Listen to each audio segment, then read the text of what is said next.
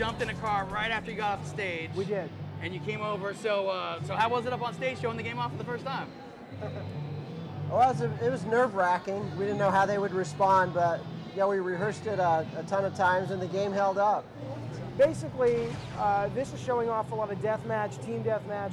Look, we're not Team Fortress 2. The game moves too fast. That's not the kind of game we made, but we do have a little bit of kind of class-based play. So what a lot of this video is showing off is how the different cars can interact with each other on a team-based level. So you've got the helicopter that's able to do a lot of things, like you can pick up a buddy, bring him to health if you're playing like a team last man standing mode. You can pick up a bad guy who's about to launch a missile in the nuke mode and bring him out of the battlefield so that team can't score. He's got a Gatling gun that kind of is massive heavy fire.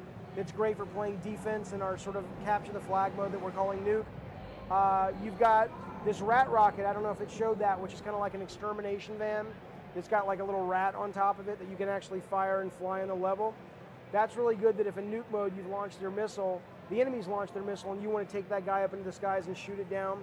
So every weapon or every vehicle has two special weapons or an alt special weapon. One is kind of action, deathmatchy weapony, and the alt is tried to sort of be there to give a little bit of sort of class element to the game for the various other modes so that the cars function a little bit different and you can really kind of create your team and go online with your buddies and really kind of strategically pick, okay, we need a tow truck that can drop health, we need a helicopter that can extract people. Yeah, it's so, totally, I mean, a whole new ball game with it then. it is. But we still want, one of the key things is, Scott and I are, we love online, but we kind of came up through split screen.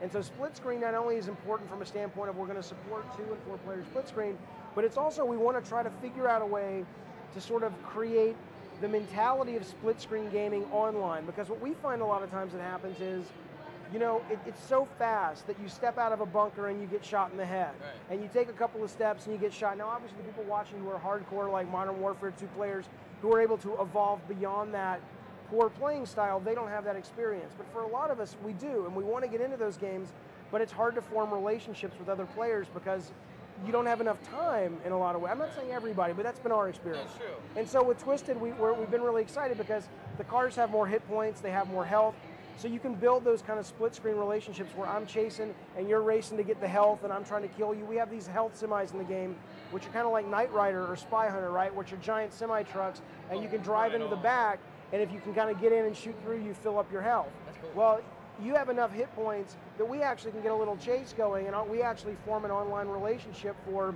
30 seconds, 45 seconds, versus the kind of faster relationships that happen in a lot of first-person shooters. So it is a whole new game for the Twisted franchise, for us as designers, but it's been really fun.